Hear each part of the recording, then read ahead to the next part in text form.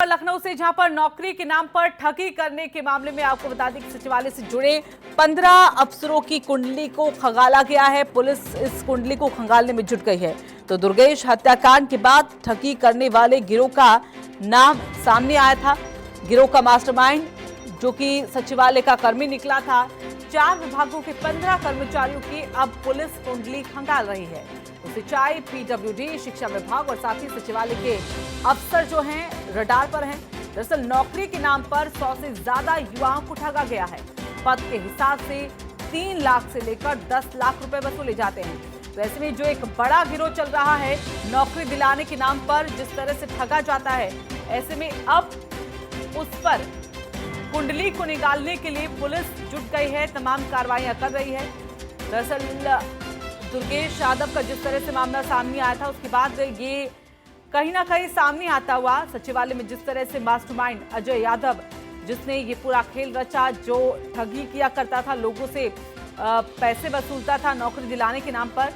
तो ऐसे में वो तमाम चीजें सामने आने के बाद अब चाहे वो शिक्षा विभाग हो, चाहे सचिवालय हो, ऐसे कई विभागों को लेकर पुलिस अब जो अधिकारी हैं वहां पर काम करने वाले, क्योंकि इन्हीं की शह पर कहीं ना कहीं इस तरह से ये गिरोह काम कर पाता है, तो अब उनकी कुंडली को खंगाला जा रहा है।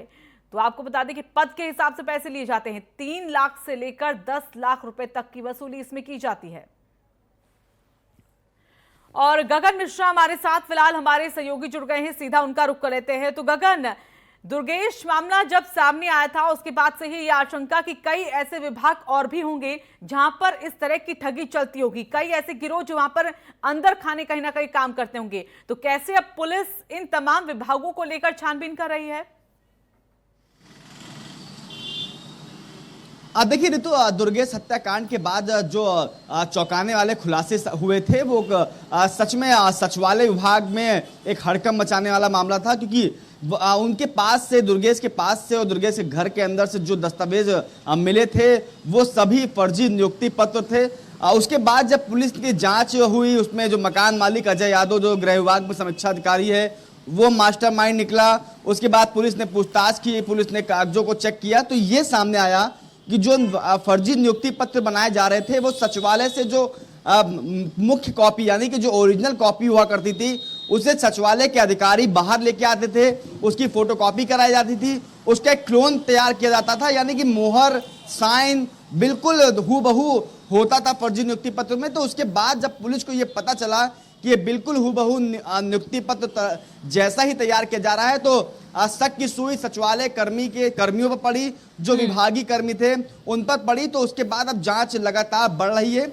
तो यानी कि पुलिस को जो जो सचिवालय के नियुक्ति पत्र मिले हैं, चाहे वो पीडब्ल्यूडी विभाग का हो, सिंचाई विभाग का हो या और किसी विभाग का हो, तो उन नियुक्ति पत्र के विभाग से संबंधित समीक्षा अधिकारियों, सचिवालय के कर्मियों से, वो चपरासी से लेकर समीक्षा अधिकारी तक के सभी कर्मियों से पूछताछ हो रही है। लगभग 10 पुलिस कर्मियों को लखनऊ पुलिस ने चिन्हित भी कर लिया है, उनसे पूछताछ होगी। अजय यादव की शिनाख्त पर कुछ कर्मियों को चिन्हित किया गया है, उनसे पूछताछ होगी, क्योंकि बिना किसी समीक्षा अधिकारी या चपरासी या बाबू या क्लर्क के सहमति के बिना वो पत्र बाहर नहीं आ सकता है। कंप्यूटर ऑपरेटर के सहमति के बिना वो पत्र बाहर नहीं आ सकता है। तो यानी कि विभाग के भीतर भी कई ऐसे लोग जिनकी संलिप्तता इन लोगों के साथ होती है और तभी इस तरह से बड़ी ठगी को अंजाम दिया जाता है। लेकिन गगन, अभी जिस तरह से 4 विभागों को लेकर जानकारी मिल रही है, सिंचाई, पीडब्ल्यूडी, शिक्षा विभाग और साथ ही सचिवालय, इसको लेकर जिस तरह से जानकारी मिल रही है, क्या इन्हीं में ऐसा कोई गिरोह काम कर रहा है जिसको लेकर आपने कहा कि 10 लोग जिनको चिन्हित किया गया है? क्या और कोई विभाग नहीं जहां पर इस तरह से गिरोह कोई काम कर रहा है, कोई सक्रिय हो? देखिए ऋतु, आपको भी मालूम है, उत्तर प्रदेश के लगभग हर ब्यूरोक्रेट्स और हर मीडिया के लोगों को मालूम है कि उत्तर प्रदेश के सचिवालय विभाग में कोई ऐसा विभाग नहीं है जहां का कर्मचारी भ्रष्ट ना हो। हम ये नहीं कहते हैं कि 100% कर्मचारी भ्रष्ट है, लेकिन 10 में से 2 अधिकारी तो ऐसे होते हैं या कर्मचारी होते हैं जो इस तरह से फर्जी वाड़े में, चाहे वो टेंडर दिलाने के नाम पर फर्जी वाड़ा करना हो, जिसमें हाल ही में अभी पशुधन में फर्जी टेंडर दिलाने के नाम पर 9 करोड़ रुपए ठग लिए गए, उसमें भी मंत्री का समीक्षा निजी सचिव शामिल था। तो कोई ऐसा विभाग नहीं है जहां पर कोई भ्रष्ट कर्मचारी ना बैठा हो। लेकिन ये जरूर है कि जब मामला खुलता है तो उससे संबंधित जितने कर्मचारी सामने आते हैं उन पे जांच की तलवार लटकती है।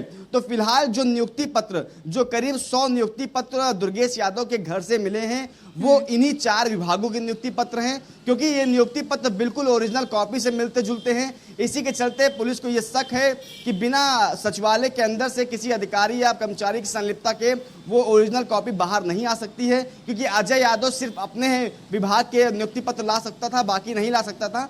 इसके चलते पुलिस लगभग इन्हीं 4 विभागों के समीक्षा अधिकारी से लेकर बाबू क्लर्क और कंप्यूटर ऑपरेटर को चिन्हित कर चुकी है, उनसे पूछताछ कर रही है। लेकिन ये कहना अभी जल्दबाजी होगी, केवल ये 4 विभाग तक सीमित होगा, क्योंकि अभी जो सामने आ रहे हैं, जो अभी लगभग 50 से 60 ऐसे लड़के हैं जो अभी सामने आ चुके हैं, जिनसे दुर्गेश यादव और दुर्गेश यादव के गैंग ने पैसे लिए थे या फिर उन्हें फर्जी नियुक्ति पत्र दिया था और ज्वाइनिंग के लिए अभी समय टरकाया जा रहा था कि बाद में ज्वाइनिंग होगी। तो अगर और भी लोग सामने आते हैं और भी अन्य विभाग के सामने लड़के आते हैं जिन्होंने पैसा दिया है नौकरी के नाम पर, तो आगे चल के और भी बड़े खुलासे हो सकते हैं और बड़े नाम भी आ सकते हैं, क्योंकि ये कहना गलत नहीं होगा कि छोटा अधिकारी केवल शामिल हो, बड़े अधिकारी भी शामिल हो सकते हैं।